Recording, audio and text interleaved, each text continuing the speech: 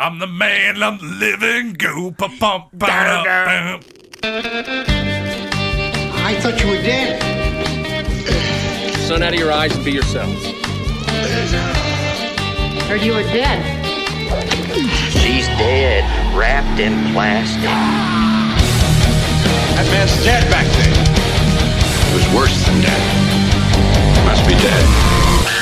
Is this a dead man, Doctor? Good evening. Welcome back to the Roast Mortem Podcast. I am Tom.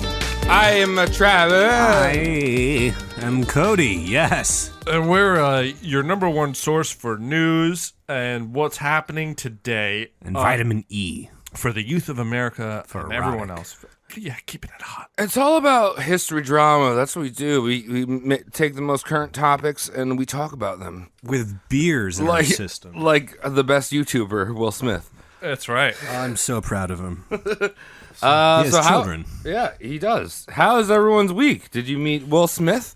I did. I met him online in a forum, and he asked if I had pants on. And I left. I've got hiccups. That's not good. And I left because I don't feel good about that. How about you, Cody? I didn't do shit. Doing job stuff. Looking for jobs. Trying to nail it down. Everyone it sucks. Find Cody a job. Yeah, do it. Oh, this is not good. I just got hiccups real bad. This is a great start. Cody's unemployed. Tom's diaphragm is spasming. Wait, Tom, you're presenting, right? I am. Yeah. You got the hiccups as soon as you hit roll. Well, it was funny because you were like, soft roll, going. Yeah. I did not plan for this, but, at the same time, hiccups never stopped anyone from being sexy. Yeah. Hitler didn't quit because of hiccups. Are you calling me Hitler? No, I'm just saying it took a cyanide pill and a shelling and a face shooting to stop him. We don't know that. I think he was in Argentina. I really do. Imagine sexual Mariah Carey doing those, and she's got hiccups at those high notes. Organic auto-tuning. Yeah. Joke's on you. Singing has never turned me on once. Your pants would say otherwise. In fact, I'll say this with my hiccups. It's episode 69, boys. Oh, shit. Is it now? That's right. Are you ready to get sexy? Yeah, I mean, no one asked me how I was doing, but that's cool. Well, how you doing? We can just go on with the show. That's awesome. No, don't worry about me. I'm not.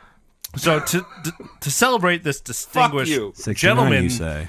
Yeah, 69. So we have a very appropriate person we're roasting. It's gonna be horrible. It's gonna go to the hiccups. This is probably because you didn't ask him how his week was. Yeah, it's all karma, dude. Here we are. So to celebrate his distinguished honor and his life, we've hired many busty blonde babes to be in the studio with us tonight. Ooh. But they've been paid to not talk and be quiet and not touch anything. I'm touching 3 titties right now. That's right. How? Dude, don't worry about it. You got 1 foot out. You can see me do it. Yeah. No, I I'm can't see what's doing going it. on under the table. I can only access what's above the table. Yeah, they're here to do this. Ladies, would you please wave hello to the audience? Oh, that's a beautiful wave. That got my All pants right, tight. ladies, can you touch both of your elbows behind your back? Oh, yeah. Good. Round of applause for the ladies. Why are they so good at that? Holy fuck. Tonight we're going to be talking about Hugh Hefner. Oh, that's where these ladies came from. Whoa. That's right. They're out of work. Huey Boy, Huey, Dewey, and Louie, and the bunnies. All 3 in one room. And Hugh Hefner, if you didn't know, is the world's oldest 14-year-old boy. That's not true. Yeah, it is.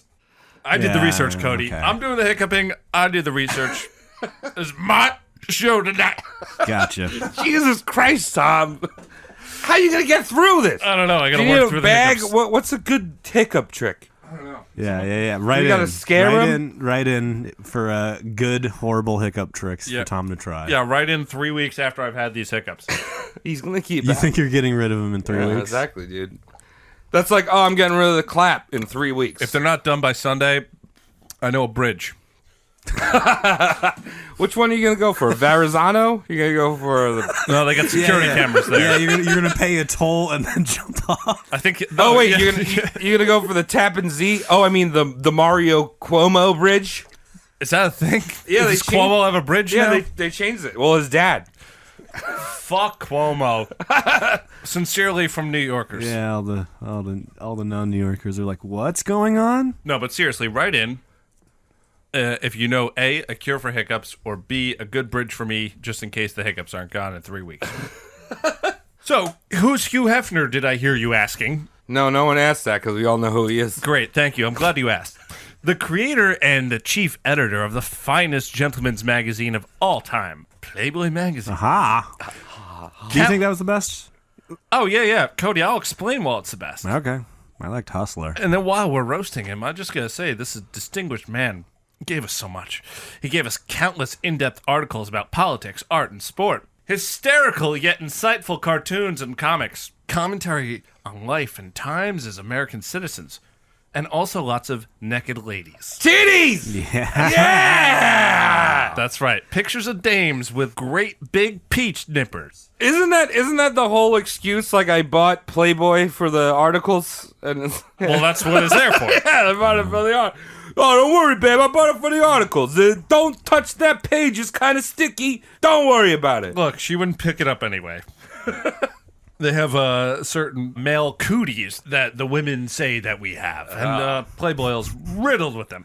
But everyone likes naked ladies, right? Yeah. Yeah. Well, Hugh bought your dick's fantasy to print. The first. Perfect. Amazing.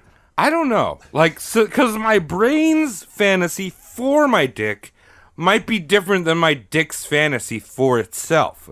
Like, I don't know. Maybe my dick likes to go and get smoothies. It just wants to be dark and wet. Yeah, it's like That's a all worm. your dick knows. It's like a worm. It doesn't matter about. It doesn't care about dark. Like, I feel like your dick's version of a porno is like A Bug's Life.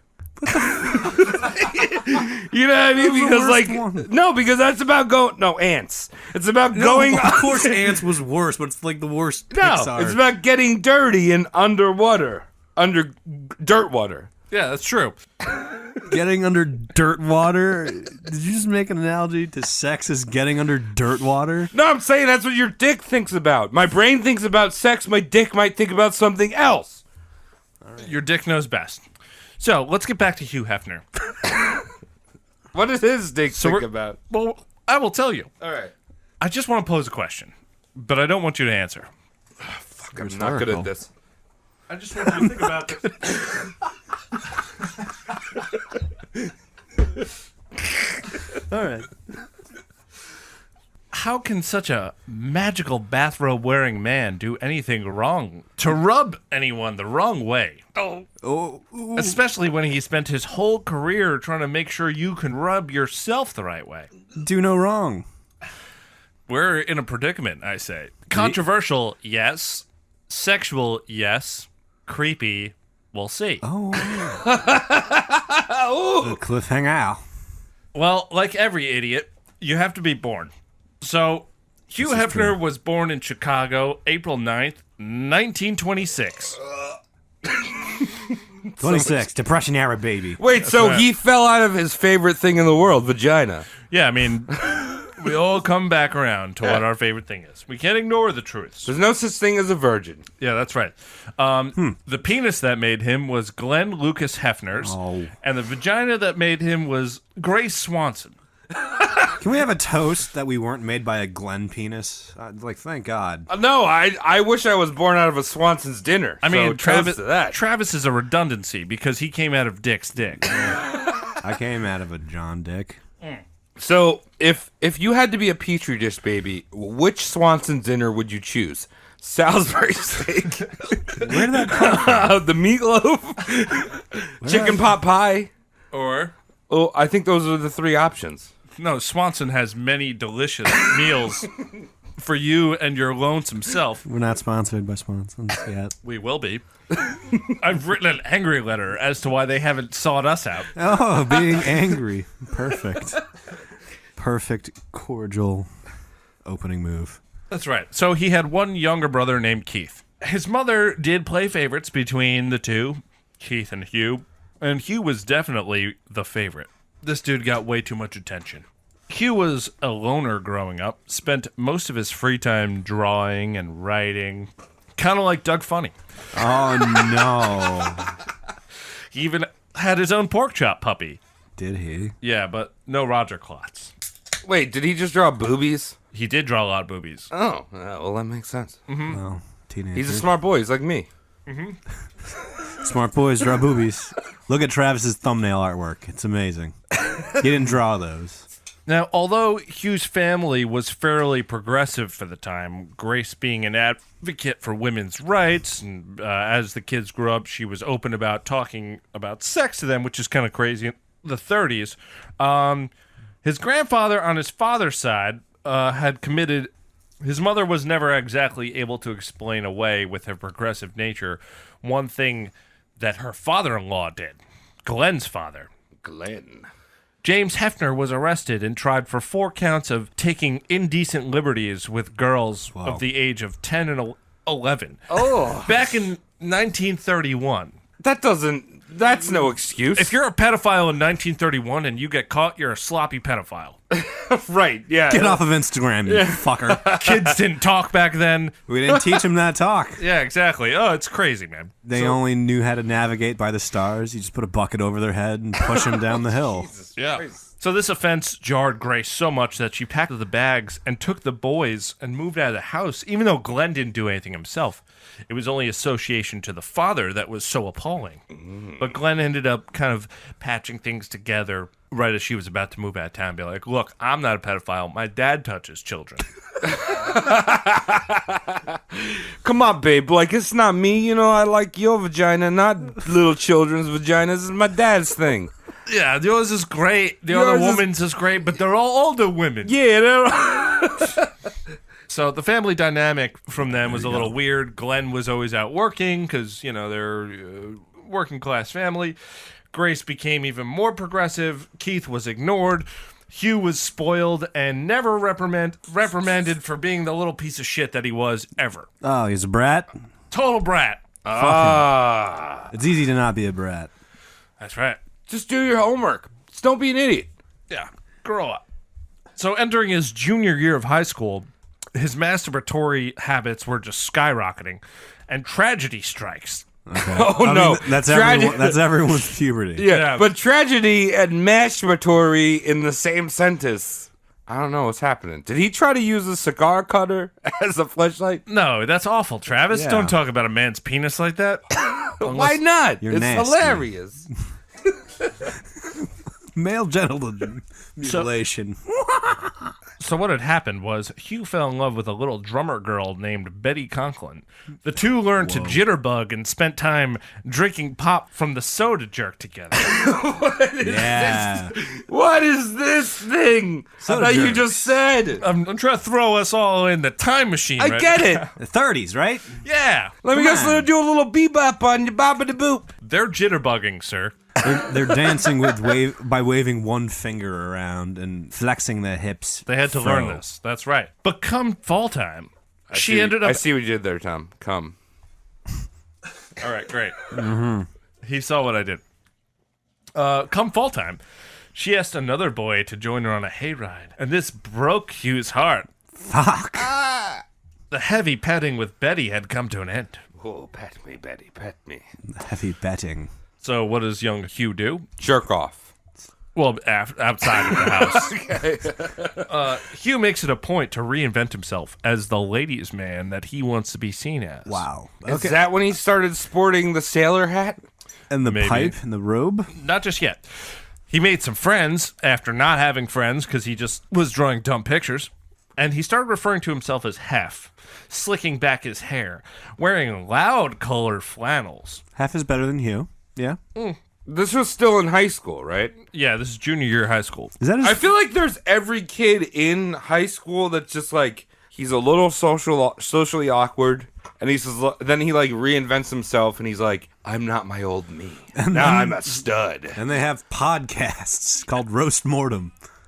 Cody, you never did that. I was born stud. Travis likes macaroni. I'm weird. And I'm a man of the world. You know, people were like, why aren't you trying to get with the ladies in high school? I'm like, I already got some shrimp scampi. Gets my dick wet. Shrimp rings for Travis. Donning cuff pants, penny loafers, and white gym socks. Hugh made it a mission to become the coolest kid in school. Yeah, that's how you do it. And he succeeded. With loafers. He made it to the top of the food chain of the school. Oh, what a quarter loafer. I'm imagining the principal there with like an award. Like, holy shit, you really turned it around there, kid. I never thought you'd be this cool, son. Yeah. And the Poon Award goes to the Hef. Yes. With best friend Jim Brophy, the two ruled the hallways of Steinmetz High School. They were the best jitterbuggers in the class. Oh my god. A self-description found in his 1942 diary reads, "A lanky, Sinatra-like guy with a love for loud flannel shirts and cords in the way of garb, and jive for music. He looks and acts like a high school kid from a movie you'd see. Oh. Very original fellow. He has his own style of jiving and slang expressions. He calls everyone slug or fiend, and his pet expression is Jeeps Creeps." All right, here's what's up. Slugs, no. Slugs. And what was that? Jeeps, what's up? Jeeps Creeps, that's his pet expression. Jeeps, creeps, no. But casually calling your friends fiends. Also no. Might be cool. Cody, this Depends is... how you drop it. No. You never reinvented yourself in junior year of high school, brah. Yeah.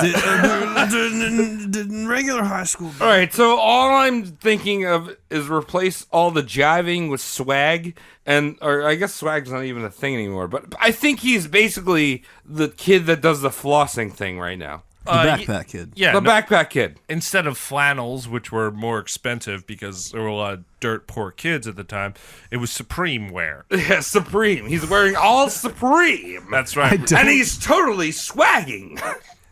I sound like an elderly man. Yeah, you do. I have no idea how to feel about Supreme. Like, It's stupid. It's awful. ironically, it's hilarious. If I was rocking that right now, I feel like If you rocked it, I would get it. right, yeah, no, I feel like I could do it. I feel like we should, when we come out with our store, one of the shirts we should put out is premium in the red box. I want to say Supreme. why not? Supremium. Supreme. Just premium. Supremium. So he began to document his life in a comic format, creating a fictionalized version of himself called Hugh Hefner. What? Goo! Why that? How spell? G-O-O. Common. Goo. So has he tag teamed someone yet? No, actually, he hasn't been laid. Oh, he's just Goo Hefner. He's always gooing in his own pants. Well, if you ever talk to a girl, like, before 1940, Ooh. you were considered a player at this time. I saw ankle. You know, they thought if your dick was outside of your pants in anywhere but your bathroom or your bedroom, you were a Satanist or you're a communist.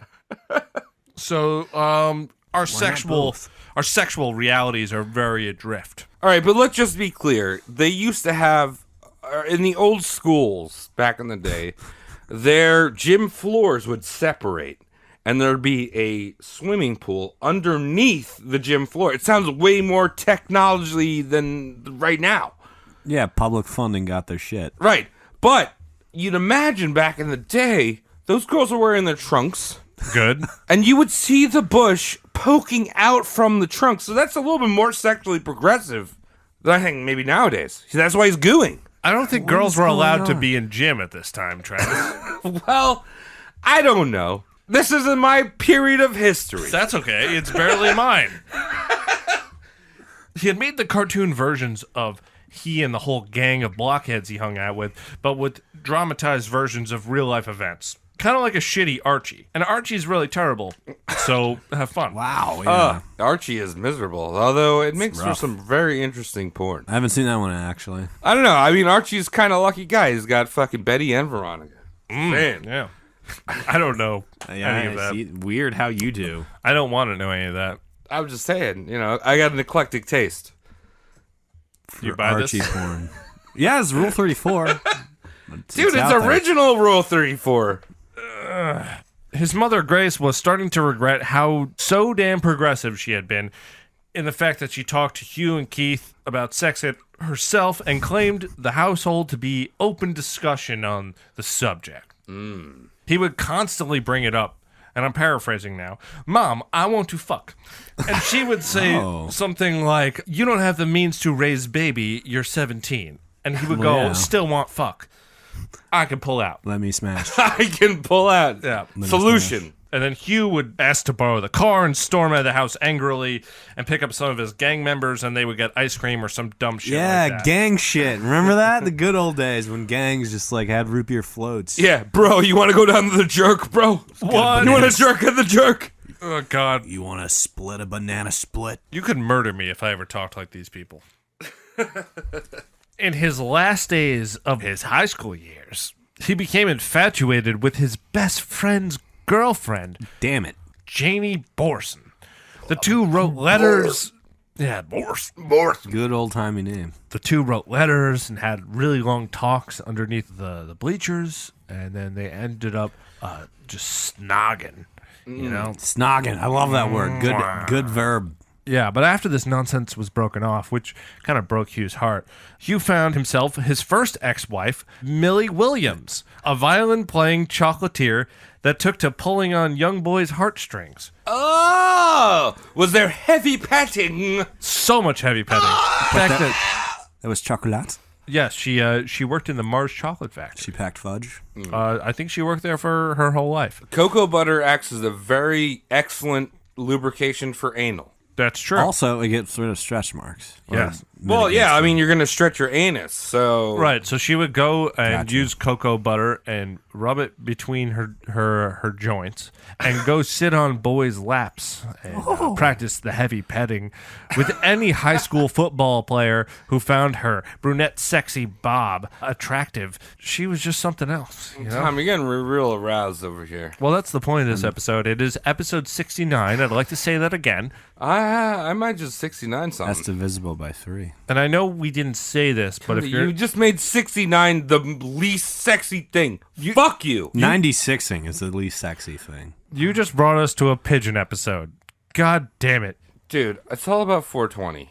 That's right. What are we going to do for Divisible 4... by What are we 3. going to do for... Shut up. What are we going to do for 420? For episode 420, Yeah. we're probably going to do one of the Marleys. Willie Nelson is still kicking, isn't he? He is, but not by No, 420. he'll be dead by 420. By 420, he's gone. Okay. You know what it is? His bandana's going to cut off the circulation of his tiny little head. Maybe he's already been dead, but like no one's checked like the trailer bathroom yet. Right, because he died with joint in hand. Yeah, it's just like that stinks differently. Yeah. It smells like a fingernail. Dude, is that Gorilla Grape? So the two maintained a relationship during Hugh's army training in Madison, Wisconsin. That's right, he did join the army. Okay. During World War II. Yes. II? On a furlough back from training in Chicago, he became angry with his mother. He complained that she made a fairy tale of life for him, and he wasn't ready for the real world, as in all the other guys in boot camp said the N-word a lot. Shit. Oh. He didn't like that, because Hugh was like, he's an equal man. All right. Well, Okay, that's good. He's a good guy. What is he doing right now? Is he complaining to his mom that she didn't drop the N-word more in the house? Kind of. Well, she raised him in a sense where every day when she made eggs for him, she's just like, everyone is good. Everyone is normal. There's All right, no well, evil in the all world. right. So let's give a little fucking round of applause to Yeah. Grub. What's her name? Grace Grace. What's her? She has a gross name though, right? Grace. Swanson. Grace Meatloaf Swanson. That's a Let's give delicious a round of name. applause That's a delicious name. to Travis. her equal opportunity lady. Surely. Yes, and after finishing his training in 1944, he was assigned to what you would call the chairborne infantry. Chairborne. Yeah. Yeah, they gave him a desk job. Desk jockey. Yes. Even though he had won medals for sharpshooting in boot camp, his typing was considered to be deadly accurate. Oh. Whoa. Did you ever play House of the Typing Dead? Yeah, House of the Typing Dead. That's It's not- House of the Dead, but you just it's for touch typing. Flask. Yeah, which is pretty much what Hugh did. He never saw any action. Oh. Well, I mean, that's fine. I'm not going to judge him on that, but he's not necessarily a veteran. After World War II... Whoa. What? Not No, necessarily he's a vet. combat veteran. He's not a combat veteran. Yeah. He's still a vet. He did his thing. I worked at the DMV during 1942. That's not a military. That's a government job. That's the same thing he was doing. That's not a war effort. Yeah, it is. DMV? Totally is. The DMV? War on cars. War on... All right, you get into almond on wars PT over cruises. here. War on patience. All right, yeah, all right. No, look, it's fine. Gotcha. So anyway, after 1946, Hugh had been made a corporal and then was honorably discharged and sent back to Chicago. There you go. He turned into Matthew McConaughey from Dazed and Confused by hanging around Steinmetz High School to recapture his glorious days. Guess what? It didn't work. Wait, so he was creeping on a high school when he was like 20? They stay the same. Yeah, pretty age. much. Yes, Well, they 20, do. 21 too. He was just kind of hanging out, being like, "Nice ass, toots." I say that out loud. Shit. Meet me under the bleachers. Yeah. Why was that the best place to? It's so exposed. And I remember when I was a young kid, my mom used to run around the track at the high school that we went to. Okay. And she just this was the 90s, so you just leave your kid anywhere and it would just do things. And we survived. And we survived. You It was didn't have to good. leash them or anything. No. So I went under the bleachers and I found a little needle. And I was like, I'm going to play doctor right Oh, now. Jesus fucking And Christ. I came out of the bleachers with this needle, and my mom was like, she just done 2 laps or whatever. She's winded. Good on Nancy. Yeah, and I'm like, hey mom, I'm gonna play doctor, and I was gonna stick the needle in my arm, That's and she probably just a mother's smacked- nightmare. Yeah, she just smacked the fucking needle out of my hand. It's one thing when your child gets AIDS, but it's another thing when you watch your child get AIDS. It was an insulin needle, right? So Travis? great things happen behind the bleachers. That's right. So he was still in a sexless, long-distance relationship with Millie, who was attending the University of Illinois, 90 miles south from his Chicago home. Wait, this guy hasn't got laid yet? Nope. Oh. Back then, it was normal. He decided to enroll using the GI Bill. He fit in right with the frat life and pledged as a Phi Eta Sigma. Phi Eta Sigma. Sounds sexual. Sounds Greek. Phi Aeonius Signanius. So at the time, he's still dating his future ex-wife, Millie, in what Hugh described as a friendship held together by 2.5 years of foreplay. That. Eventually, the two made plans to have premarital sex in a sleazy hotel. Oh my goodness. Oh, did it have the vibrating bed? The heart-shaped hot tub. I don't know. I didn't get any. Mirrored ceilings. And all those things. It had all of them. I hope so. Unscrambled Porn. I truly hope it did have these things. Bed bugs. HBO, all the bullshit. National emergency, that's what it had. Yes. Aquafina for $3.75. Yeah. So it turns out that their sex was awful, as most first-timers Well, yeah. do have awful sex. It's like a pump. Oh, But also, you gotta do it. yeah. So regardless, It's like a coming of age story. I hate that term so fucking much. Coming of age. so regardless of brie. I get it. It's just not landing. It's landing. It's like a brie. It's like a Stilton. Coming of age. Yeah, it's not pasteurized. That's for sure. No. Some of that illegal stuff. Unpatched is like the nip is out. Oh man. Coming of age. Thank you so much. So regardless of the shitty sex, they still got married. So let's talk about some literature that inspired Hugh to become the dope on a rope that he was. Okay. All right. In 1948, Alfred Kinsley published Sexual Behavior in the Human Male. It was one of the most talked about books in America at the time. In this book, Kinsley examined the sexual behavior dispassionately and presented his findings as scientific fact without weighing down of any moral value or social norms. What? So basically, he was the first guy to publish a book that just examined how guys jerked off without telling them that it was bad. I mean, Yeah. that's good. It's like a taboo expose. Yeah, exactly. So wait, hold on. As Kinsley, in the words of Kinsley, I actually know a quote by heart. I don't have any material here. Okay. I just You never do. shut up, Cody. I always do. So first, he unzips his fly. He strokes his shaft. Coming of age. What did Coming. I'm going to give you 10 minutes. about something? What? Well, the boy becomes the man through the coming of age. I am Kinsley. Yes. And then he gets sexual with his body. That was a quote from Kinsey's book, Sexual Behavior in the Human Male. Yes, by Ben Kingsley. Travis, how's this? I propose something now. You give me an idea. What if we do a book reading Yeah. for the Patreons where you read this whole book Wow. and we post it in chapters for the Patreonies? We need to make our Patreon switch to. Is that the book over there? No, I don't have it, but Amazon is still keen on us. Oh, they still sell books? Yeah, they may have not come to New York, but they still come here. All I'm saying is we need to switch our Patreon to explicit. Oh, it's not already there? I don't know. Well, all right. Let us know. Right in.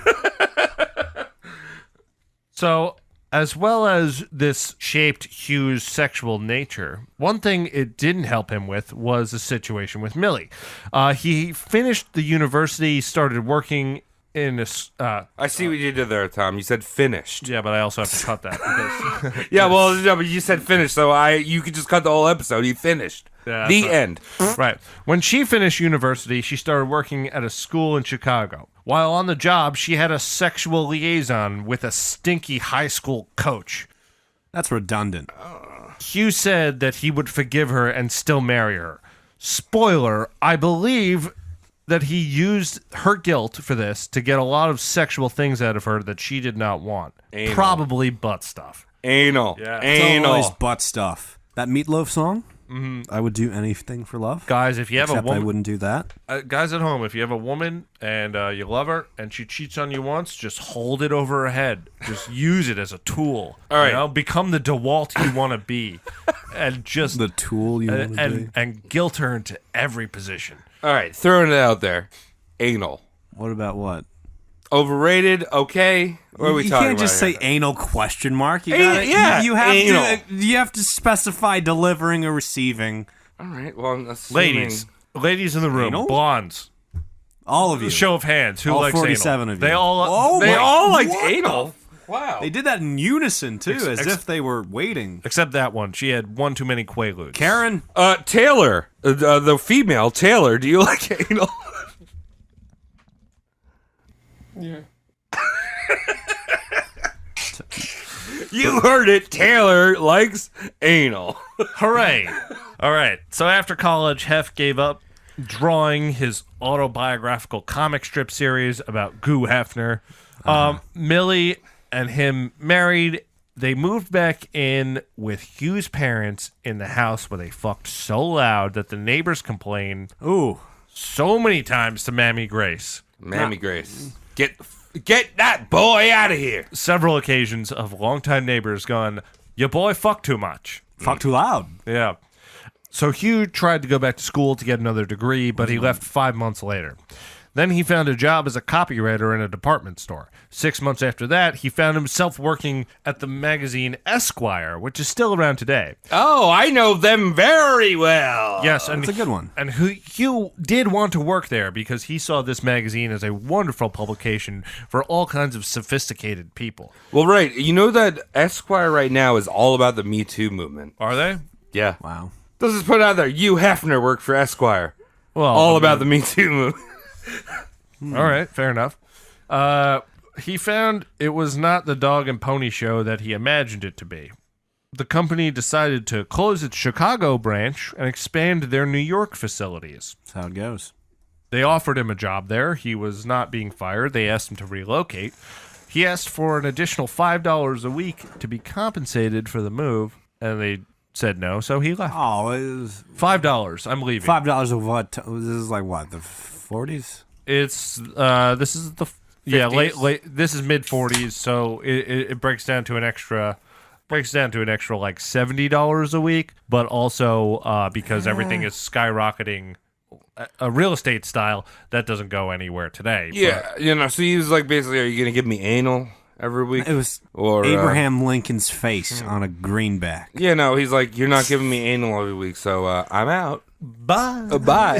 See Not ya. going to New York.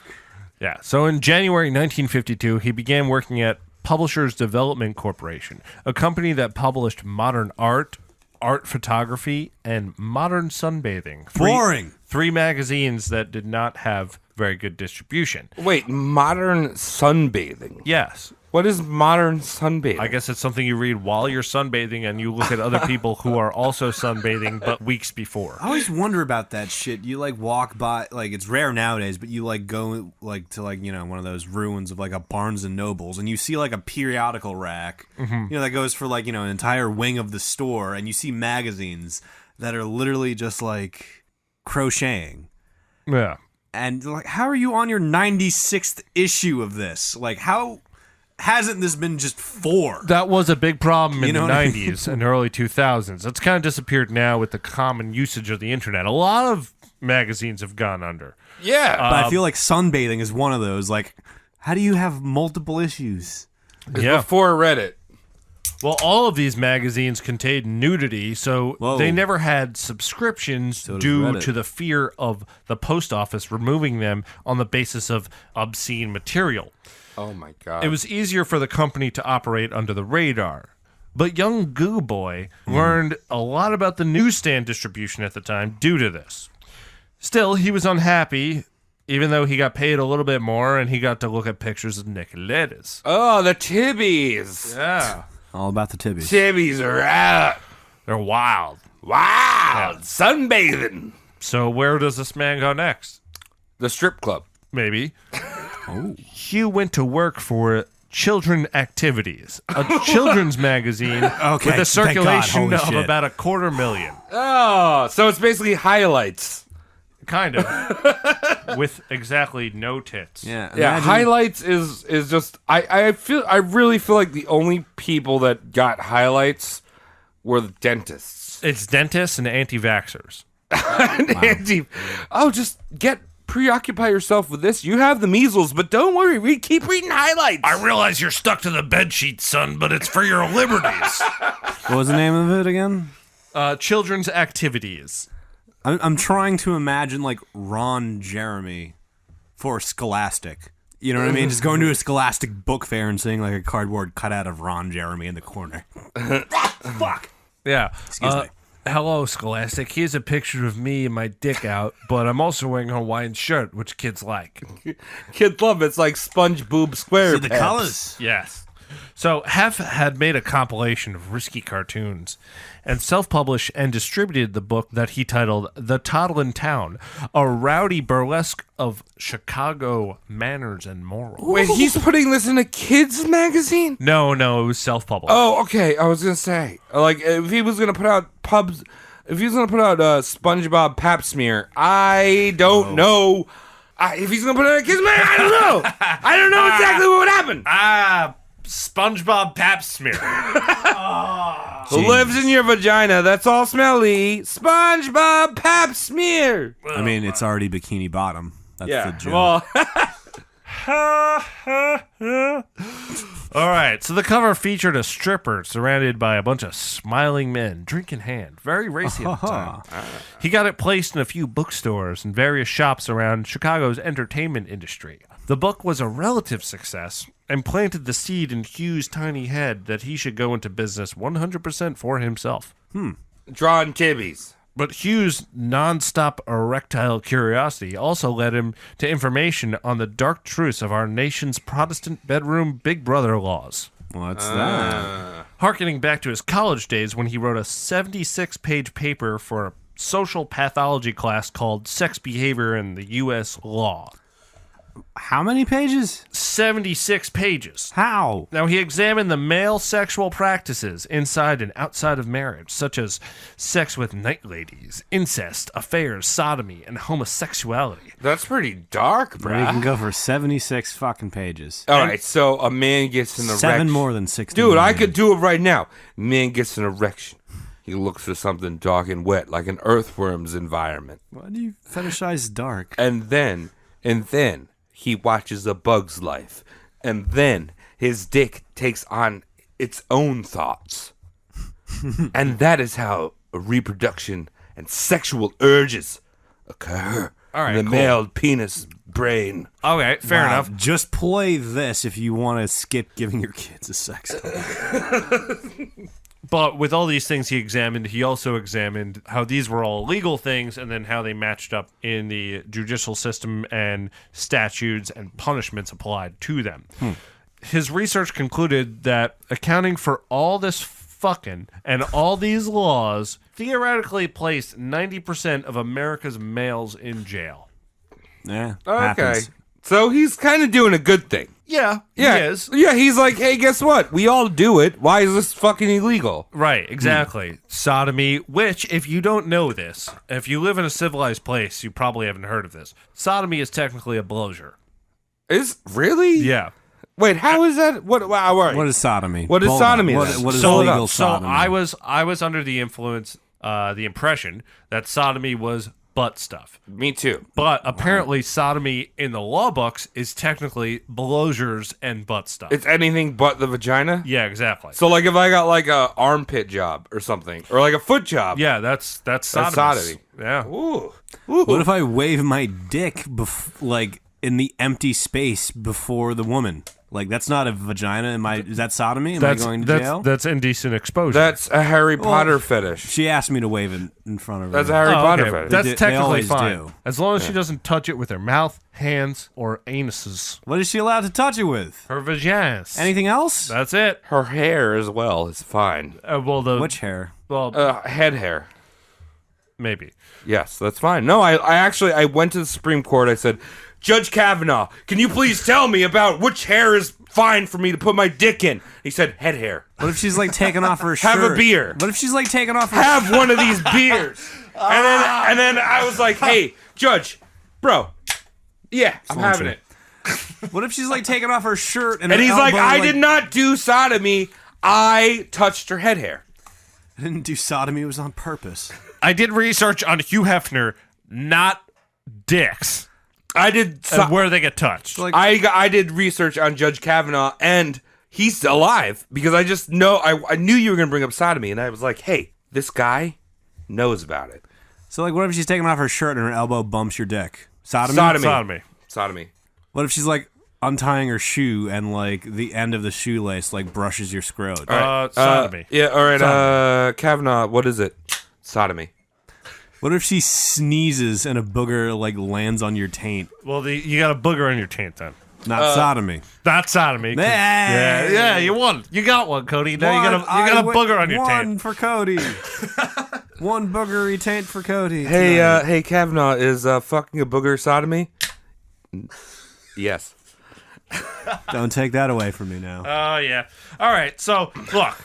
So Hugh knew he wanted to start a magazine because he likes to read and his dick is always hard. He's got a fucking 4-decade-old erection just ready to go. Wow. He wanted to become the so-called lifestyle that he wanted to write about. He needed to embrace this, you understand? He's He's a method acting. So him and Chocolate Millie moved into a 5-bedroom apartment in Chicago's South Side, decorated it to fit his desire to be a bohemian. So What does that mean? I always hear that, and it costs more money. But what does it mean? It's really just that, though. It costs more money for no reason? More expensive paint from Behr. It's got those popcorn fucking ceilings. Yeah, you buy prints from artists for way too much money. Pier 1. You buy very heavy dining Pier room 2? tables. Target. Those things. It's a lot, man. We're not here to do that. I fucking hate bohemians. Well, I mean, don't be racist now. Dude.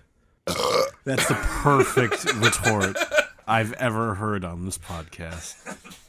Even though his relationship with Millie was at an all-time low, he involved her heavily in his social events that he started innocently enough with dinner and a movie, but kind of turned into heavy petting parties and then basically orgies that he would film sometimes. I hate how having petting turns into orgies. It's Well, just- that's just how it starts, dude. God They damn say no heavy petting at the public swimming pool, but you know what? you got to leave room for the Holy Spirit, Travis. Yeah, well. Yeah.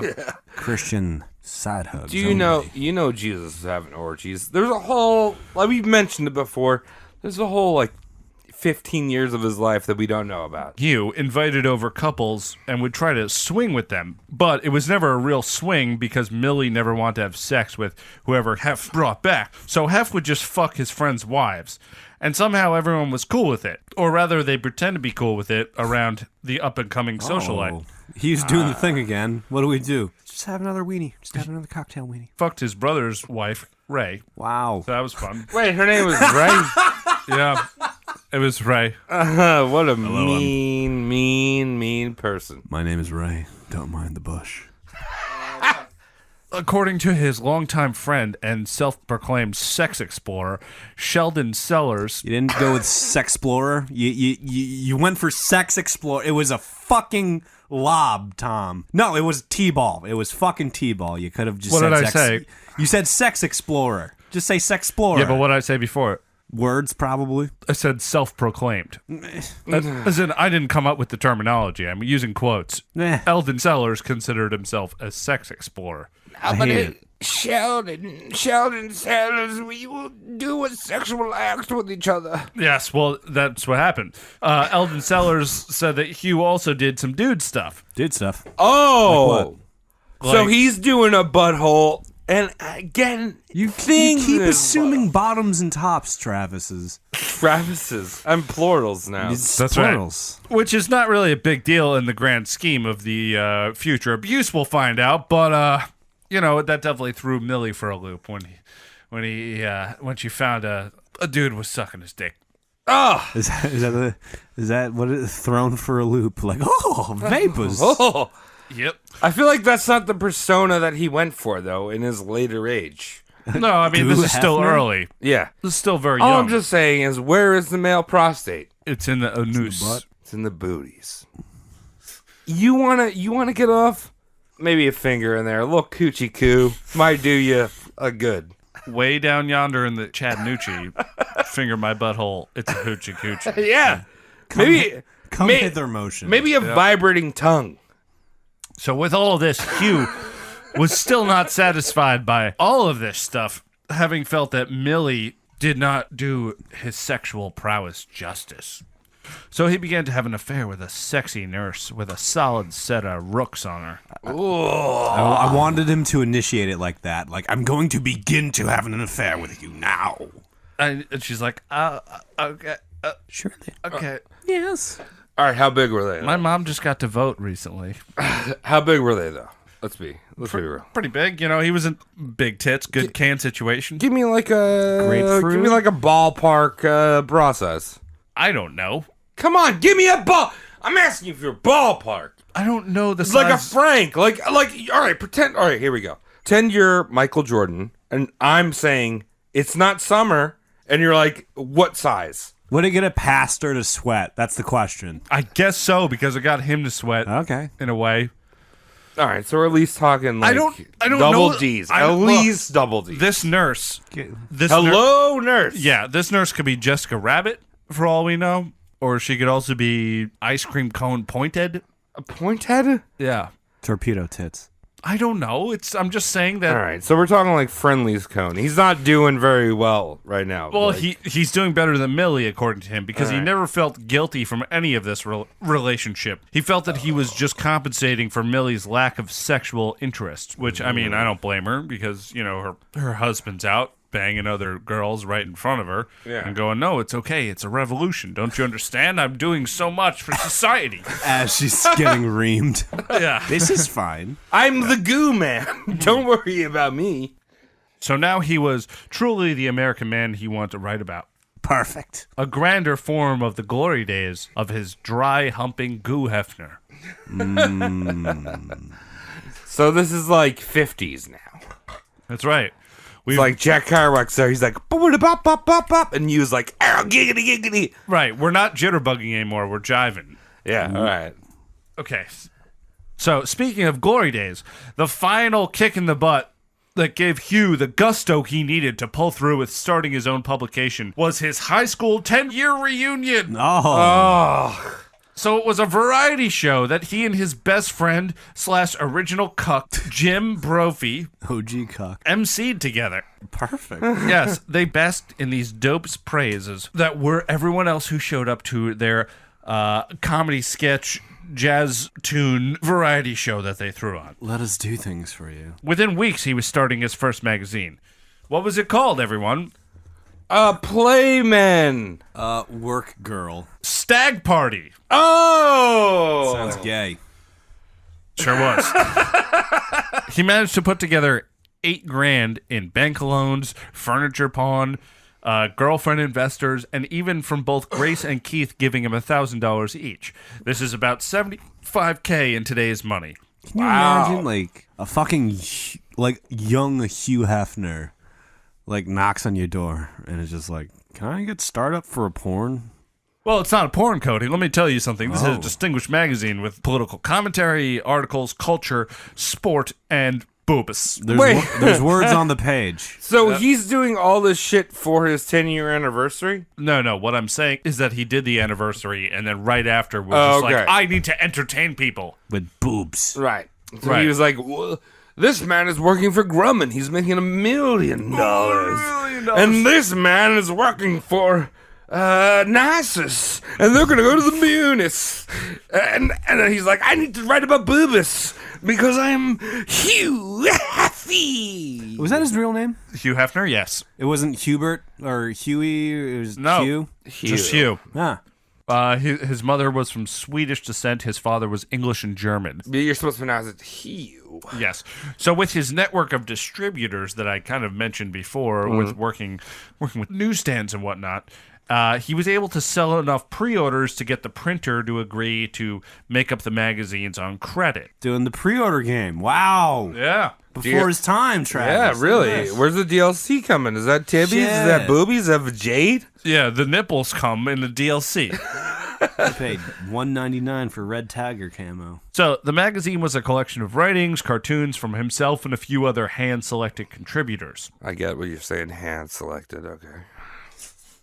Get what you're saying. It just needed one last thing to make it truly a sophisticated piece of literature. Boobies. That's right. So, let me tell you where his first set of boobies came from. Whoa! In 1949, we're going back a bit. Whoa. An LA photographer took and sold the rights to a picture of a young, raw Marilyn Monroe in the buff to John Baumgarth Calendar Company, located in Chicago. The pictures ended up not being printed due to the concern of the post office deeming the calendar obscene. Oh. That's a theme here. Okay. Hugh drove down to the office of John Baumgarth and convinced him to sell Hugh the rights to the nudes. You see how hard it was for dudes to get nudes at the time? Mm-hmm. You see. Send me nudes. It's hard, dude. Guess what? No, it's still hard. It really is still hard. When you just say send me nudes, ha ha ha ha, meme, so funny. Ha ha ha ha ha. But you know what? It is hard to get nudes. But it's not 1953 on. Yeah, fuck off. It's hard to get nudes. So, Send Travis nude photos of your feet, elbow, or upper back. I don't want to see any of those. if any Shut of our up. lady listeners want to send Travis nudes of titties to prove my point, Any of them. It Travis doesn't even matter. It doesn't Legion. need to how be about yours. our males too? Send a picture to Travis Legion on Tweez. Twitter or Instagram Yep. of your testicles, chesticles. Just testicles. I don't want to see any shaft. Just testicles. Because that's fun. Because that's funny. Yeah. And not gay. It's like waiting. If there's shaft, it's unacceptable if there's shaft. Yeah. Well, you know what? I just want to judge all of our listeners about how gay they are. I want you to be the most gay. Right. If you're gay, get gay. If you're gay, get the gayest. If you're not gay at all, loosen up, bud. It's like let the bodies hit the floor. And for me, if you're going to be gay, let them gays hit the floor. If you be straight, fucking get on the puss. this is Wow. He's going crazy. Yeah! If you're straight, ever seen- if you're straight, get on the puss. I like that. That's a good line. Ah! I feel like you're going to teach me lacrosse in a minute, Travis. Dude, I am so ready to teach everyone about lacrosse. Dude, this is Patreon for lacrosse. Right now. It's lacrosse season here at Roast Mortem Academy. Do you think that Hugh Hefner knew about lacrosse? He surely did. Did he play it? No one outside of New England knows what lacrosse is, by the way. All right. So, a month before print time, Hugh got a letter from a law firm representing another magazine called Stag, claiming that the name Stag Party was an infringement on their property. He called a quick meeting with his wife and his sexual friend Eldon Sellers. Sellers gave him the idea Playboy, which rang very nicely in Goo's ears. Gooey play. Really? Yep. That's so simple. I was expecting more climactic of a naming, just like, Well, that sounds nice. I watched a documentary that I rented from Huntington Library about Hugh Hefner's yeah, I saw life. that there. It was weird. It was like, it looked like porn, but there's a library barcode on it. Wait, Yeah. you got a DVD about porn at the library? Yeah. They do that? This is hilarious. This DVD is so bad. It was it? before Hugh Hefner died. It's his life story. He's in it a bunch. It opens up with Gene Simmons and his disgusting face. He looks like a fucking burnt sunflower telling you how Hugh Hefner changed the game. Just covered in Vaseline. Fuck Gene Simmons. Yeah, that guy sucks. I can't wait to roast him. And Travis, for the people at home that can't see this DVD case, where's the Huntington Public Library sticker placed? It's right over his sexual dick. Over Hugh Hefner's sexual Like pose his on the cover. dick could be out right now, but it says Huntington Public Library, 338 Main Street in Huntington, New York. Are you 11743. doxing a government establishment? You're doxing the library. But that's where his sexual dick is. So if you want Hugh Hefner's dead dick, go on down to Huntington Public Library. But wait until Tom returns it. don't I'll do return it tomorrow, so it'll All right, be it'll fine. be fine. Yeah, so the first issue introduces itself with this nice quote. If you're a man between the age of 18 and 80, Playboy is meant for you. If you like your entertainment served up with humor, sophistication, and spice, Playboy will become a very special favorite. I like to think he said it in that cadence, too. Very nice. What are those openings? I'm not done yet, Cody. Okay. Let me go more. It's 18 to 80. But we want to make it clear from the very start, we're not a family magazine.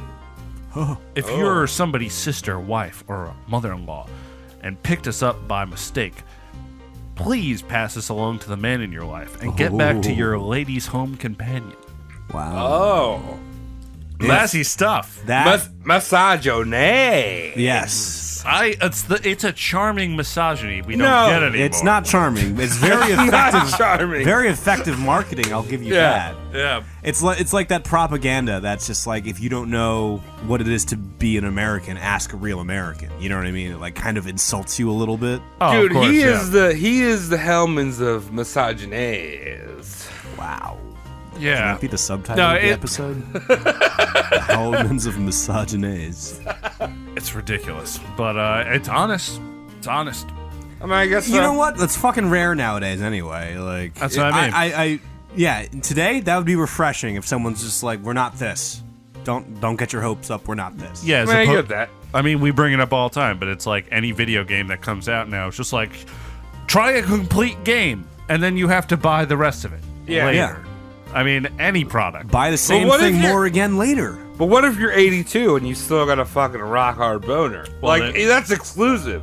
You know, you're excluding that person out of that demographic. Well, I mean, it starts with 18 and goes to 80. Now, 18 may have been the legal age of purchase, but That's fine. But what if I'm 82 years old? what if you're 12 years old and you're Well- exploring your body? All right, I get that. But maybe you shouldn't look at that. Maybe you should try a little harder. Okay, so you're 82 You know? years old and you don't get it. But anyway, Playboy sold really fast. In its second year, it outsold Esquire, the very magazine that started Hugh Hefner's Fancy. career. Me Too movement, Esquire. The conservatives, the religious, and the elderly hated. But the Ooh. numbers were fucking fantastic.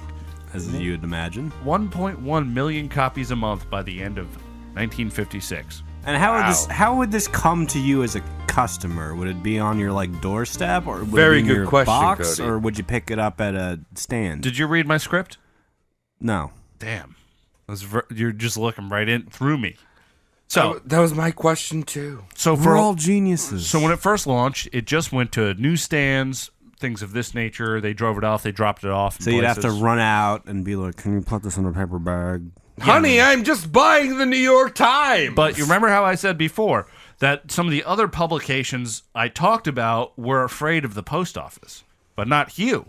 Hugh applied for a permanent second-class mailing permit, but the post office refused. Because of obscenity? Yes. The Postmaster General Arthur Summerfield told Hugh if he changed some of the content in the magazine, he would help him out. Oh, the government censoring the So this basically just turned Hugh into a libertarian. Yeah. Basically, whoever was president should have declared a national emergency. That's right. A handful of them. We need more boob in mail. So this ended up... I mean, this was probably like JFK, right? well... Roughly, 60s? 50s. This is Eisenhower. Yeah. So... He might have dropped a bomb. He should have been like, drop that bomb! The thing is that Eisenhower didn't care. It was Arthur Summerfield.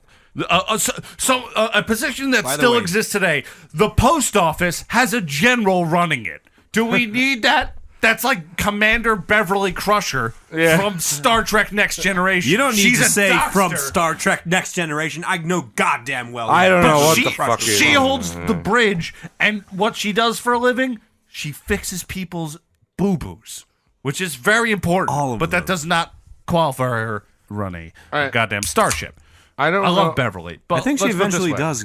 She did in a couple episodes. I mean, not I don't know what you're talking about, but like I know Doc Crusher. Do you remember when Beverly took that cream pie? That was fucking sick. What are you talking about? I looked up like cream pies, big boobs, and then You did research for this? yeah, I did. And Beverly Crusher showed up. when Beverly you Googled that? Crusher, my dick. Yeah. Did you do all your research in incognito mode at work? I did, yeah. At work, yeah. I just pulled my dick out right at work, and I tucked my. People have gotten a boner at work. Let me just say this.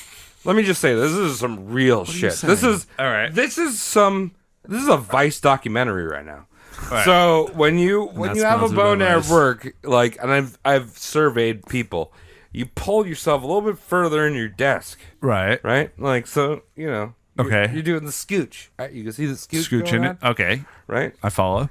And like you might need to like go for like a scratch kind of, but you're really just tucking your dick on the side of your pants. And then go if for you the have side to, of the pants, I go in the but waistband.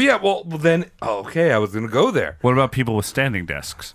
Well, I was gonna go there, right? So if you have a standing desk, or if you're going into a meeting, you have to tuck it under the belt, and that is a little painful. But belt. I will say, it makes it seem like you do have an erection, but it's under your belt. All right, good. It I'm actually highlights it more when there's tensioned leather across it, believe it or not. All right. Less inconspicuous. Way I'm less. just saying, it's tricks. Yeah. You just said how ineffective it was. No, it was a pro tip. Fuck off. It's a great way to fake a hernia. You're just flaunting a leather Dude, clasp. I am not faking any hernias. I have frail stomach. You felt it. All right, cool. Well, let's get back to the story here. So this ended up burning the cockles of General Arthur Summerfield pretty bad because Hugh ended up seeking injunction through the federal courts. He challenged the censorship powers of the post office. Holy shit, that's huge. Yeah, it was pretty big. I mean, I like Big that. First Amendment stuff. He's I do like sticking that. It, he's sticking it to the man, like the government, That's right. federal. This is premium. This is highlight mode. Exactly. Well, he has his highest, man. So to quote Hugh himself, we don't think the Postmaster Summerfield has any business editing magazines. We think he should stick to delivering mail. There you go. There you go. That couldn't be more concise. Yep. I'm standing at attention right now for you. That's A right. little So salute for telling the Postmaster General to fuck off. So Hef ended up completely winning this victory in courts. The court issued an injunction restraining the post office from interfering with the magazine and awarded Playboy $100,000 in damages. I like this so far. Yeah. Great. This is good. Great news. On This top is of that, not fake news, great news. on top of the political win and the monetary win, it made Hugh a celebrity. It put him in the newspapers. Everyone yeah. knew who Hugh Hefner was from now on. Cool. The man gave us boobies in the mail. Yes. So, enough magazines for now. Let's talk the lifestyle. The first Playboy Mansion was in Chicago. Holy shit. There's Hefner- more than one. Yep. Chi-town. Oh, yes. Hefner bought the mansion in 1959 for $400,000 and put a pool in the basement.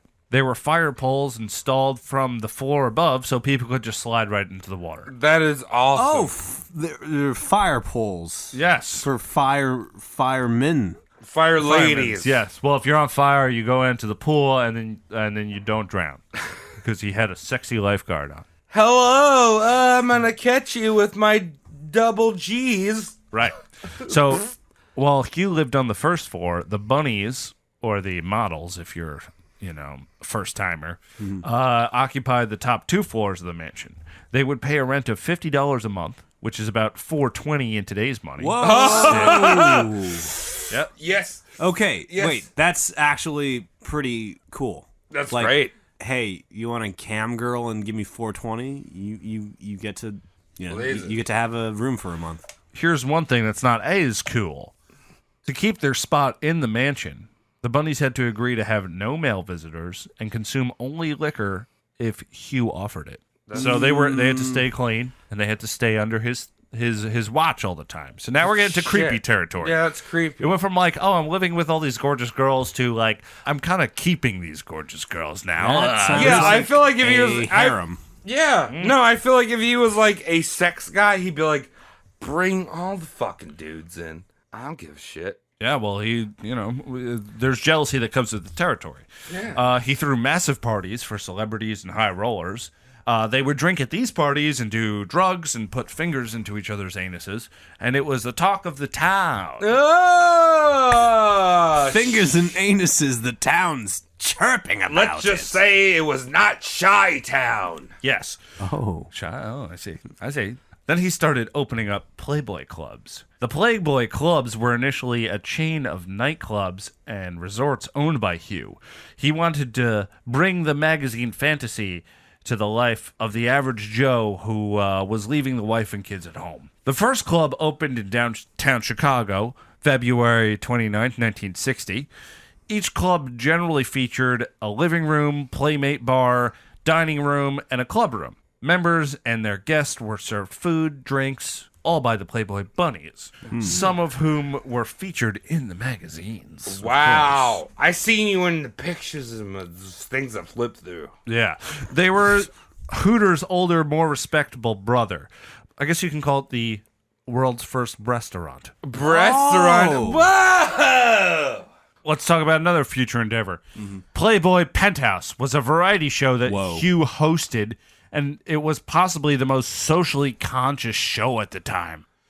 He had all kinds of people on the show. White, black, Asian, men, women, politicians, That's arts, all of them.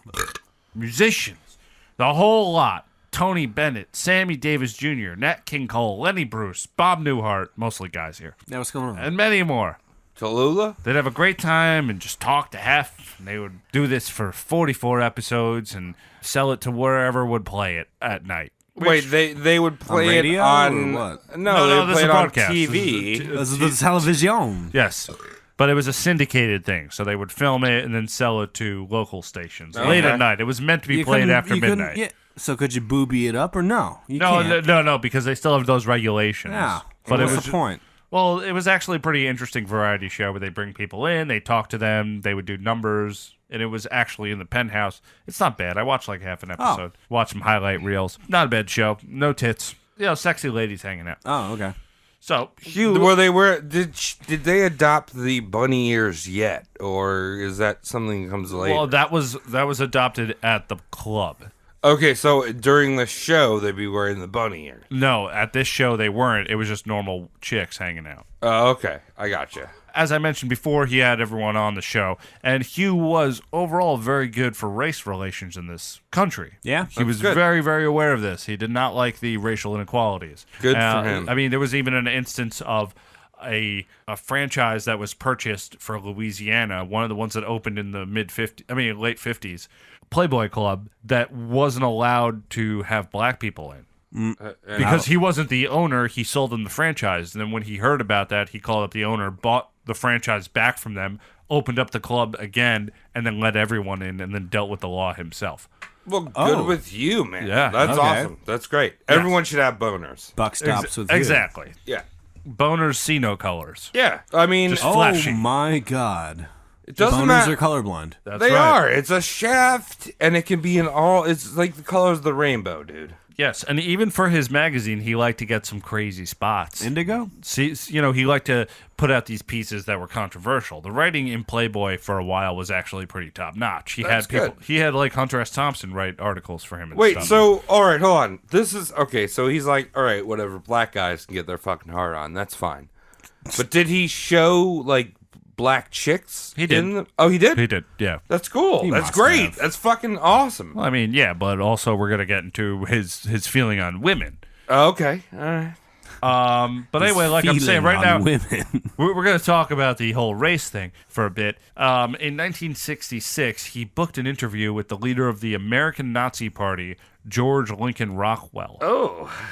So Rockwell agreed to do the interview, but he requested that the writer not be Jewish. So Hef was like, "Oh, I could do that." So he sent an African American writer, Alex Haley. Perfect. Oh, Yes. hell yeah, dude. Stuck it to him. Wow. That's great. Rockwell started the interview pretty rough and, threw the N-word at the guy. And this dude, Alex Haley, he was like, "I've been called the N-word a million times. I'm getting paid for it now. I'm fine with this." Yeah, fuck off, dude. That is the most advanced form of I am rubber, you are glue.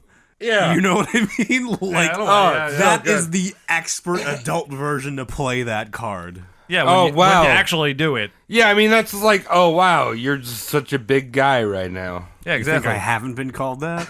So Rockwell took a handgun out and left it on the table during the whole interview. And Alex Haley kept his cool and did the interview. No problem. Great. Then he left. So good. Yeah, pretty interesting. Hugh wanted to fuck up some not so cool things that the country had going on at the time. Yeah, that's All good. right. Okay, All that's right. good. I'll say this. Ballsy for Haley. 100% all the way through. Yeah. Little shitty on Hugh Hefner for putting an armed Klansman and a black guy in the same room together. Well, I'm pretty sure that Little shit. Haley was up for it. I'm pretty Yeah. sure if Haley didn't want to do it, he wouldn't have done it. Okay. He probably talked to Hugh. about Yeah. Was there disclosure the Klansman was armed? it. This guy, Haley knew exactly who he was going to interview. Okay. I'm sure if you're like, hey, I'm going to have a interview with a Klansman, you're like, that guy's packed. You know what I mean? Like, Yeah. I feel that'd be in the writer though. That'd be a big thing in my disclosure. I Like, see what you're saying. Does he have a revolver or not?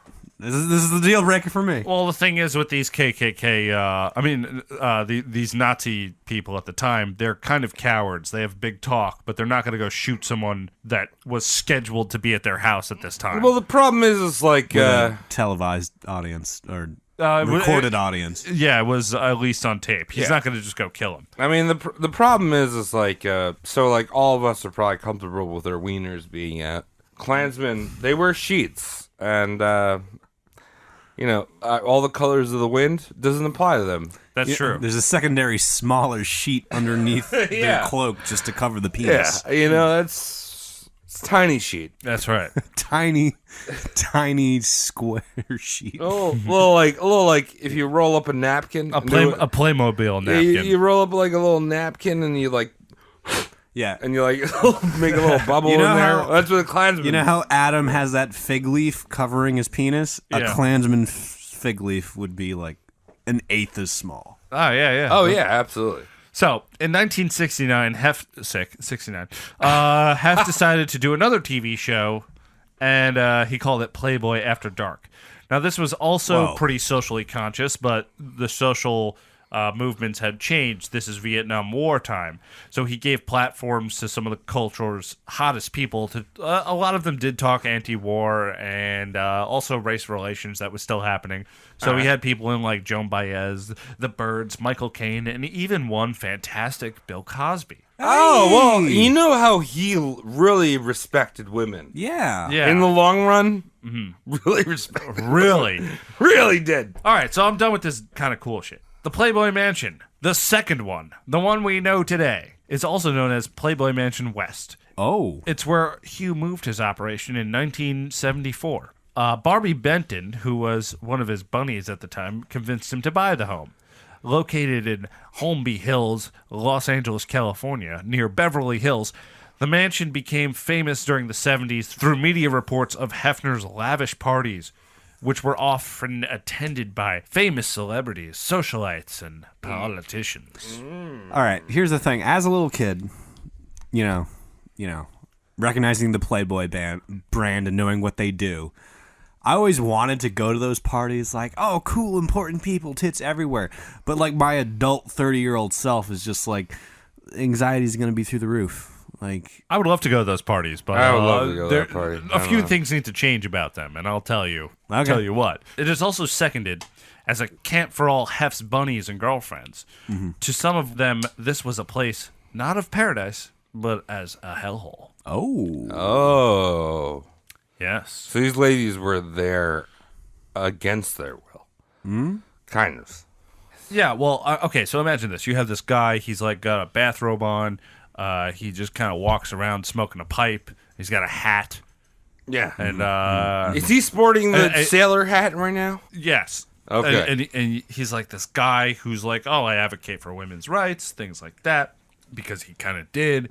He was a big, he was pro birth control, things like that. But at the same time, those things also benefit men in the way that they don't have to worry about certain things. Yeah, for sure. Like, I almost feel like there's like a certain degree of like, there's those guys that are like, yeah, I'm totally pro women. And like, in that sense where like women were so kind of oppressed that almost doing that was like a way to get women. You know what I mean? Of course, yeah. Like, and I feel like that's what Hugh is kind of doing right now. Yeah. Virtue signaling constantly. It's just like, yeah, I'm doing all this for you. Like, it doesn't make... It's the right direction, but he's using it for his... It's a guise. Yeah. Yeah, for his own advantage. Yeah, and, if you had a suspicion that Hugh Hefner wasn't exactly great to ladies, you're right. He treats them like shit. Plain and simple. He was good for sexual revolution. He advocated for contraception, abortion rights, liberating women from Puritan social stigmas, and a lot of that was just to benefit the men's sex life. Yeah, so you get in it. So you can be like, hey, yo, I'm wearing a condom. You on birth control. So, like, if I shoot my juice inside of you, don't worry about it. There's a pill you could take. Oh, don't worry about it. Like, oh. Yeah, wow. Kind of, yeah. That's the Foley. Where'd you get those little dolls that you were doing that with? That's crazy. Yeah, I pulled Under out the some table. dolls out of my pants. Great. Well, yeah, so lifelike. Him being an integral part to feminism movements, for better or worse, doesn't make Goo a saint. So let's talk about Dorothy Stratton, one of Hugh's bunnies. On Stratton's first night as a playmate, Hefner forced himself upon her in the infamous Juicy Grotto. The grotto. He raped her. Like, plain and simple. Not cool, bro. Shit. Yeah. So, life in the Playmate Dominion was kind of fearful and expletive of her in general. She was only 20 years old. So this Oh, is no, like- excuse me. She wasn't 20 years old. At this point, she's 18. She ended up marrying an abusive man because he promised some kind of protection to her. Because there was another stigma about you can't work in this town ever again if you leave the mansion. So she left and ended up with this really abusive guy who ended up shooting her to death and then shot himself. She was 20 when that happened. Okay. Fuck. Yeah. Dude. Now, granted, killing her is not directly correspondent to Hugh Hefner. It's probably some of the decisions that were made in general by every involved party. Right. But at the same time, he did not help this situation. He puts women in a very vulnerable state. Well, this is a big thing. So he died. Dependent state. He died last year, right? Spoilers. 2017. Yeah, a while Two, ago. 2 years ago. Yeah. Yeah. Okay. He died last year. Everyone's been, or 2 years ago. He died 2 years ago. Whatever. He died a while He ago. died not that long ago. He died in the past. Not that long ago. So everyone's did. Yeah, so everyone's all up in arms about what's his name? Paramount guy. Why can't you talk? I don't know. I'm drunk, dude. All right, who are you Paramount guy? Paramount. Who? The fucking Weisheimer. Whatever was his name? Jewish guy. What the fuck is he talking about? Steve Weissman.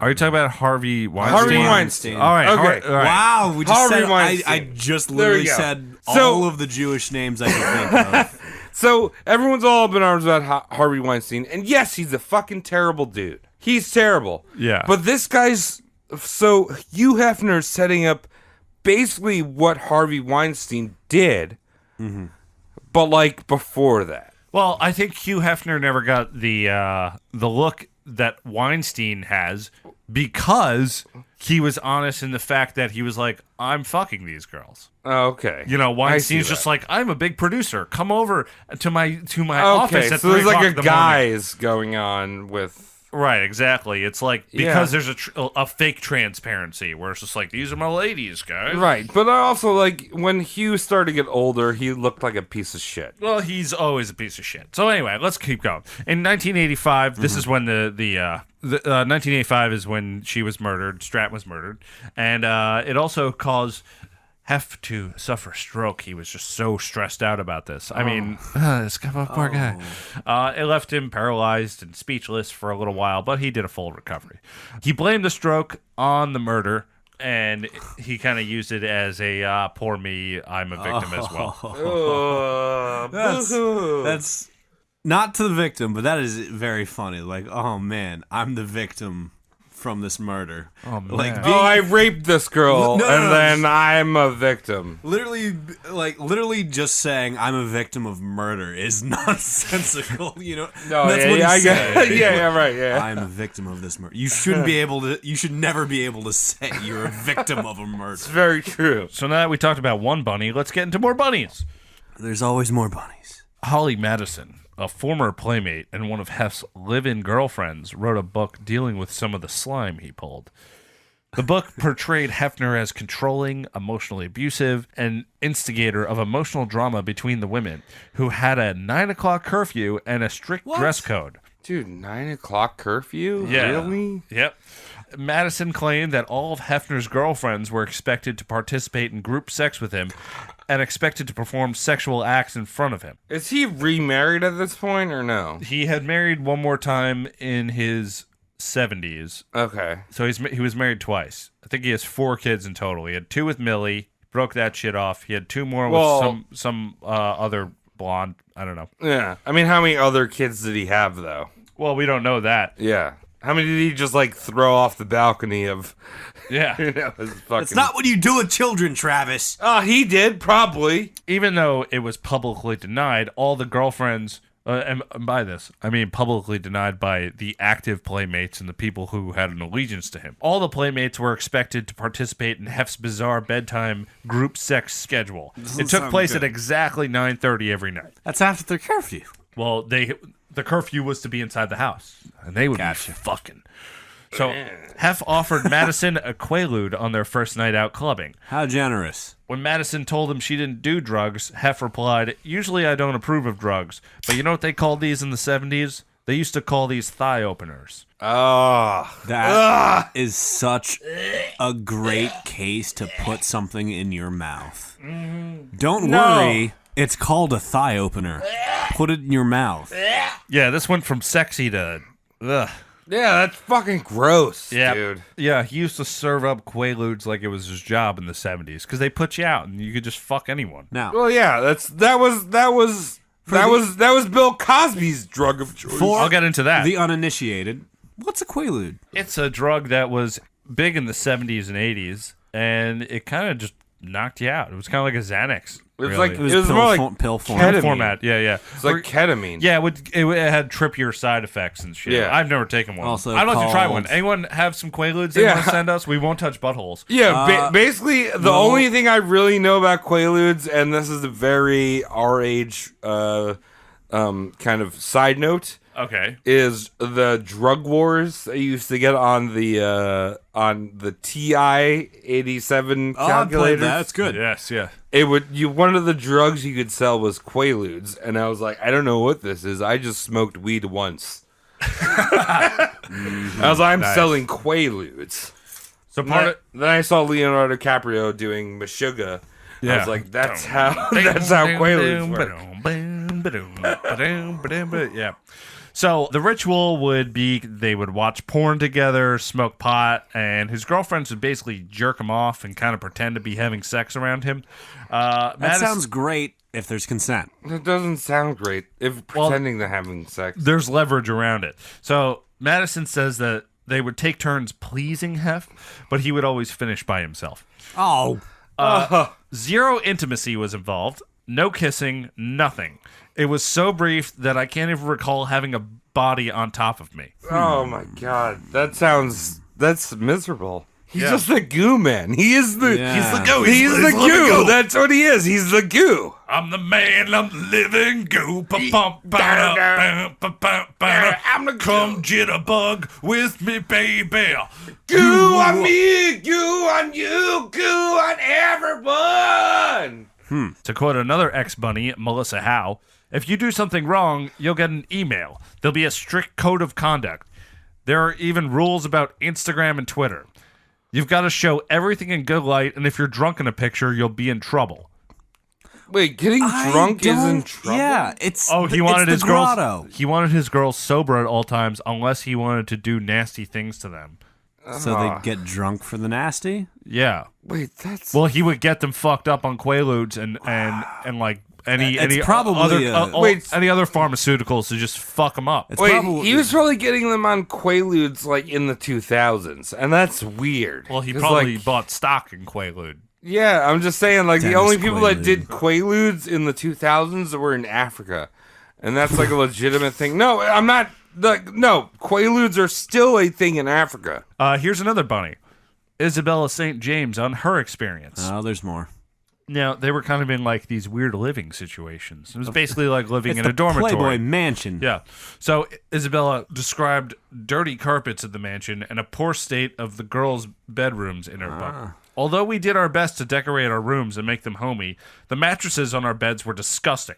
Old, worn, stained. These sheets were well past their best. Okay. Well, all I'm gonna say right now, from this point on, thank God for the suicide girls, because they're way hotter. It's kind of the same situation. They're not And, oppressed. Not oppressed. They're oppressed by daddy. It's different. Well, that's fine. Yeah. Take it up with that. He knew about the other people's abuse, too. In 2014, Chloe Goins, Playboy model, claimed in a lawsuit that Bill Cosby drugged and raped her in 2008 at the Playboy Mansion. The lawsuit named Hefner as a conspirator and claims his properties were, in fact, the site of multiple of Cosby's attacks. When Bill Cosby got into more hot water a few years ago, Hefner, according to his own lawyers, stashed the entire collection of sex tape and X-rated photos that he had cemented in a casket into the Pacific Ocean. That doesn't make sense. This casket allegedly has ample video and photo evidence of Bill Cosby with drugged up younger women. Wait, why It did he doesn't put make it? sense. Yeah, why did he put it in a casket? You could just burnt it. Yeah. like I don't know, Just destroy it outright. destroyed it. He put it in the casket with cement in it so you can't access it Right. at all, even if you find the casket. Okay. Yeah. And then dumped in the Pacific Right. Ocean, Destroy it. miles and miles out, Okay. to places we can't even explore right now. Okay. But at Yeah, the same but time, still, it would just still get be more rid of it. beneficial Yeah, to right? stomp it out and then burn whatever you couldn't stomp out. That's Well, dumb. The fact that his lawyers knew about this is pretty dumb. But it seems like a tall no, tale, I is what ju- I'm saying. Like, what are you gonna do? You gonna burn it, and then like Darren Metropolis is gonna go, "What are you guys burning plastic over there?" Yes. My dad's really rich. We do all sorts of weird things over here. I'd at the burn mansion. it, but I feel like we're missing the point here, Cody. Is that he helped don't- Cosby Boys? Yeah, you're He's- an assist of Hefner. I know. Yeah. I know. I'm looking at this like Jello cup half full because you know what I mean. If this did actually happen, there's Bill Cosby porn out in the universe. It's like the pudding and the jello and the raping and Well- the. Yeah. Well, think about it this way: he's dumping a shit ton of evidence that is Bill Cosby with young women, all drugged up on Quaaludes and whatever, fucks them without permission. Yeah. Imagine how many other celebrities and shit Right? were involved with this. This is Bill Cosby. This is a big example. Imagine how many other fucking weirdos Exactly. with this LA weird, I'm a Hollywood star, I'll do what I want kind of Every shit. half producer. Abusing these girls Yeah. who are, I'll tell you more, they're getting paid $1,000 a week to be there. They have to basically grovel for their money, or they get kicked out. If anything goes wrong with Hugh's arrangement, he could just hold it over their head. He's not writing 1099s for these bitches. He's giving them cold hard cash, and every time they get paid, they have to go to his office, get berated by him about some shit. Oh, That's their payment. It's a harem. Obviously, these girls are not the smartest on the fucking market if they're going to Right. get themselves in this situation to begin with. But that's still no they way could to have been treat a people. they could have been a suicide girl. Yes, that, and it's just no way to. It's not. No. You know. Yeah. You're not the gentleman smoking a pipe that you want. Well, to also be you seen think as. you think about how many people live on Hollywood Boulevard, which is where that mansion is, right? It's on Hollywood Boulevard, right? Yeah, around there. Yeah, Somewhere around there. I'm not going back to. Yeah, whatever. It's I like, know it's not there. it's in Hollywood. It's yeah. around. We're Like some of the legit sickest- Hollywood, not just saying L.A. Yeah. And it's like, dude, like they're having a party every night. every night, and then it ends So at the- 9:30, and people. So like, if you're a rich idiot and you want to get your dick sucked or like your fucking butthole fingered or your butthole tongued, yeah, you're gonna go to this Hugh Hefner's place to get random chicks to do it. which is essentially a brothel by salary. Right. Exactly. This is you're in there, you're getting paid to accept these terms. Yeah. Yeah. As glorious as it may look to some liberation girls, we express our sexuality and stuff. It's like you're in LA getting $1,000 a week. Yeah. That's not. That's not gonna cut it. You know, Yeah. you have no future. There's no fucking money. There's nothing. You're not. He's taking advantage of them. Yeah, exactly. Someone asked me how dead. When did he touch his penis for the last time? I like how you assume he died while touching his penis. I'm assuming it. Guess what? He was probably. I'm not gonna say erect. I'm just gonna say like. Rigor mortis. Oh, dude. No, not rigor mortis. I'm just talking like kind of firm, a little soft. Oh, leathered. Like if he tried to put it in a pussy, it would just kind of like flop out a little. Like, you know. Oh, you're Like pushing. everyone's been pushing drunk rope. and they're just like. Pushing rope. Yeah. So let's put it this way: Hefner died in his home of the Playboy Mansion, September 27th, 2017, at the age of 91. Wow. The cause was sepsis brought on by an E. coli infection. Dude, he ate Taco Bell? I guess so. Wow. He was just too old and shitty. I mean, that's exactly what it was. What you just imagine what you just like, yeah. You know what? He did make it pretty far, because one thing I failed to mention in this is that Hugh Hefner refused to see doctors for his sexual activity and never used a condom. Wow. Yes. What? He He any could girl. have been a specimen for the ages. The only thing that kept him clean was that all the ladies that he brought into his house, he assigned them a doctor that he had. Oh, so he had them tested. He had all of them tested, Oh, okay. and then had them put on a birth control, and had some weird friend of his that I guess kind of looked like a totem pole inspect their vaginas. I'm imagining. Wait, so Dr. he Nick put- from The Simpsons. He had Hi, his own. everybody. He had his own gynecologist, and he would send them all to the gynecologist. He put them on birth control. So it was like you're not in this house Yeah. unless if you're on birth control. Right, and towards the end of his life, I don't think he had to worry about it because he would like kind of just go through the motions and never really came. He would Right. just jump on top of a woman with like a semi and just throw it in there and just kind of leave and, be like, and go off into his quarters that were absolutely packed with papers. Because another thing, he was a hoarder. Oh. Yes, I wanted you to say throw in a semi and hope for the best. yeah. Well, he didn't even care at this No, I point. He didn't- was a lonely fucking idiot, and he deserved all of his loneliness. Like I'm kind of picturing like you take a ballpark Frank. They Right. plump when you cook them. Well, they plump when you cook them, but when you don't cook them, what They happens? shrivel. No, but what happens? they just kind of stay there. They stay there, right? You got it. There you go. So they stay there. Are you really gonna pep talk? Travis's finger just went right into my face. Yeah. With an affirmative point. Right. You got it. They stay there. So he's basically taking a ballpark. Right. Frank. Ballpark Frank. And You're beans? right. And he's taking lettuce. Because he is not about carbs. He's taking the lettuce. He's trying to wrap it around the ballpark. I like how he's not about carbs, but he loves pig anus. No, but hey, Cody, this is my theory. He's wrapping it around the hot dog, but it's breaking, and he's just smacking that lettuce. He's just smacking the lettuce With the hot dog?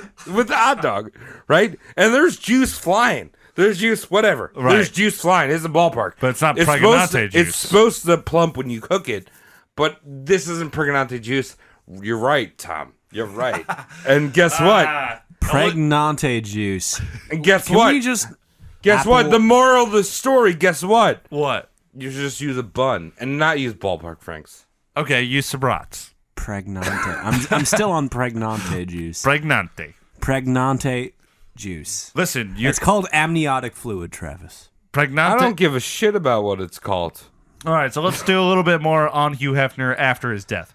Hugh arranged to be buried in a crypt next to the grave of Marilyn Monroe. What? In Los Angeles Cemetery. You can just put in requests like that? Well, he bought this plot back in the early 90s for about $70,000. And he met her like once. He never met her.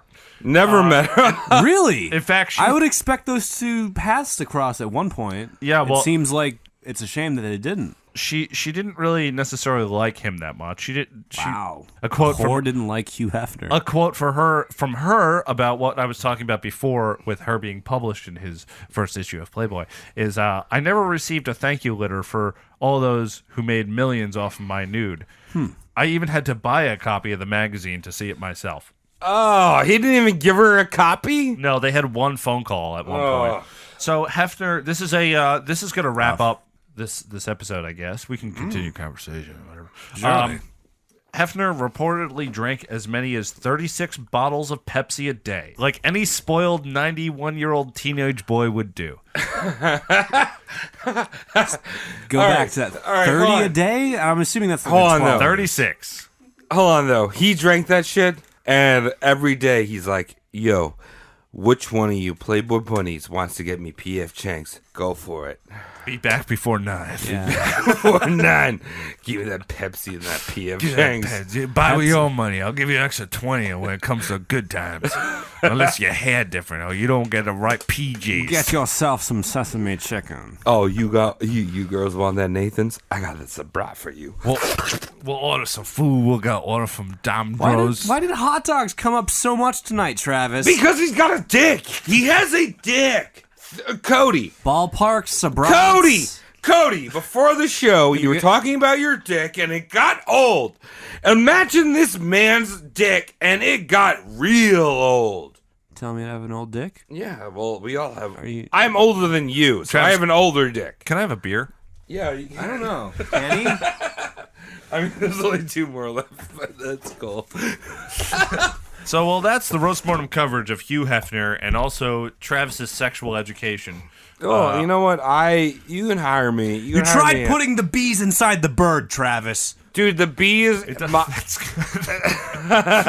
the bee is my eyes, my birds. Yeah, and that does kind of pipe through a lot of our episodes. But being that this was the most sexual episode that the Roast Mortem podcast has yet to 69th. offer you, the 69th episode. You should feel privileged. Man. And moist. I hope all of you ladies out there are furious, and I all hope you all you men non-ladies. are reverting back to your 14-year-old selves. Gotta go type in Playboy magazine and see what nipples were like. Yeah. Tom, I'm just saying right now I am drowning because I'm doing a 69 right now. Right And now. the hypothetical lady is just gushing. Like, almost to the point where I want to bring her to the hospital. Right. Because, I'm like, that's way too much liquid. Is this normal? Whoa! I'm in Split Splash right now. Whoa! I've seen this in pornos, but there's no editorial cuts in real life. Usually it stops at some point. What's that Henry Mancini song, Little Elephant? What's that? Watch a porno with that song.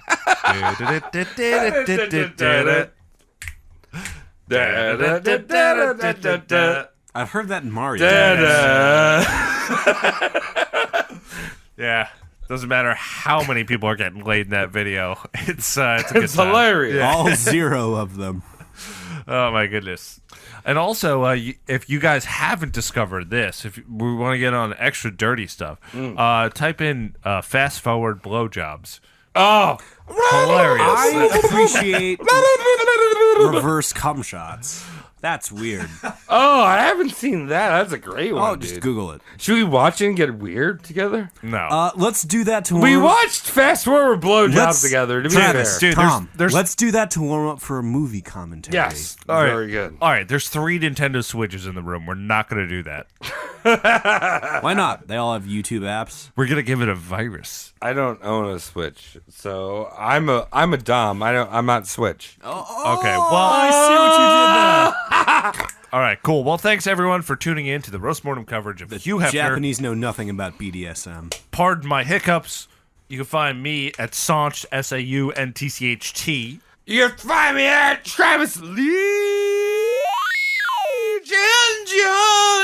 Travis Legion with 2 E's. On Twitter and Instagram, and I am Cody McCann. Thanks, Cody. At CODYMCCANN on the Twitter. And you can find us collectively at Roast Mortem Cast on Twitter and Instagram. We have a Gmail, roastmortempodcast@gmail.com. There's a Facebook. Facebook, we got Patreon. Patreon. Oh, Patreon.com that's the / important one. roastmortemcast. That's where you give us money to get drunk. Yeah, you And like do other things. I get real drunk, but if you want me to get more drunk, And before we leave, another round of applause for our Playboy stuffed bunnies who have been sitting here quaaluted out. They haven't been talking. No, thank you. They're done. Thank you, ladies. all right, You are 7 just- of them have given me a blowjob the entire episode. I've kept it all together, so Tiffany, I'm good. you've been great. Good hustle. I've came 3 times. That's marvelous. I really appreciate these women being very strong. Brandy, and, you've been exceptional. Thank you. Yes. All right. Good night, everyone. Danker Shanes. wow, chicka, danky shane. Wow, chicka, danky shane. Danky